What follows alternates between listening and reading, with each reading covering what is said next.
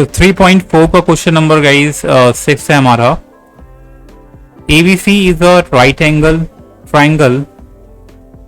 ABC is a right angle triangle O, and O is the midpoint of the side opposite to the right angle. Explain why is O equidistant from A, B and C. तो हमें एक figure दे रखा है जिसमें rectangle है। इसमें बोला हुआ है कि ABC हमारा एक ट्रायंगल है, ABC एक ट्रायंगल है जिसमें O हमारा एक मिड पॉइंट है। ओके, एंड मिड पॉइंट किसका है? मिड पॉइंट हमारा है, so O is a mid point of the side opposite to the right angle. तो राइट एंगल हमारा इसमें ये है, तो इसके अपोजिट जो साइड है यानी कि AC, इसका मिड पॉइंट हमारा O है। तो explain why O is equal distance from ABC। हमें बताना है कि जो O की डिस्टेंस है ABC से वो कैसे इक्वल है। You have to explain. So let's see. तो क्वेश्चन में हमें थोड़ा एक्स्ट्रा डॉट लाइंस भी दे दी गई है जिससे हमारी हेल्प हो सके। तो यहाँ हमारा क्या बन चुका है, ये एक ABCD रेक्टेंगल बन चुका है। ABCD हमारा क्या बन गया है, एक रेक्टेंगल है।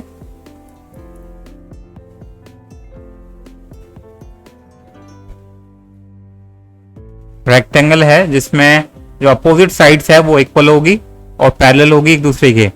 ठीक है, जो अपोजिट साइड है ये इसके बराबर हो जाएगा और ये इसके बराबर हो जाएगा, और जो एंगल्स होंगे ये हमारे 90 के होंगे, इंटीरियर एंगल्स सारे।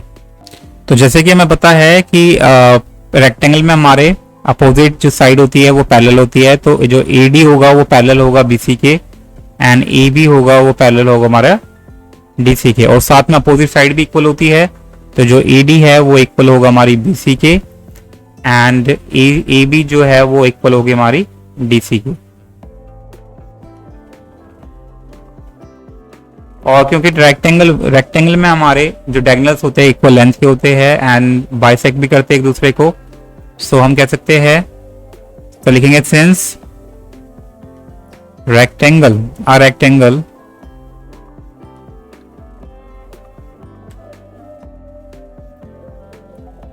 has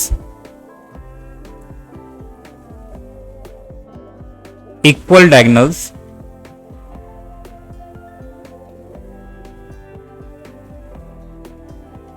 and bisect each other,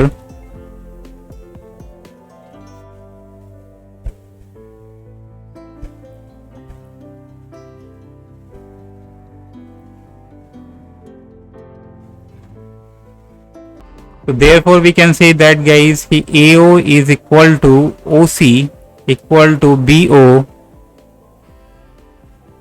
equal to OD।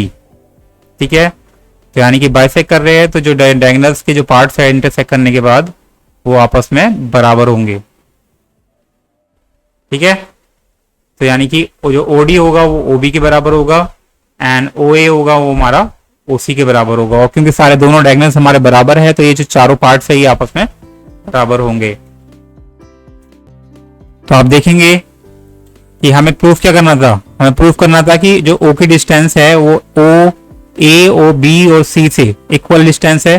तो अभी हमने प्रूफ कर दिया कि हमारा जो OA है वो बराबर है OB के एंड OC के। यहाँ बराबर होगा ना, AO या OA कह लो, कुछ भी कह लो। तो AO बराबर है हमारे OC के एंड BO के, यही हमें प्रूफ करना था बेसिकली। इक्वल डिस्टेंस यानी कि O की डिस्टेंस इन तीनों पॉइंट से सेम है। तो यह प्रूफ हो गया हमारा। सो हम बोल सकते हैं देयरफॉर O is equidistant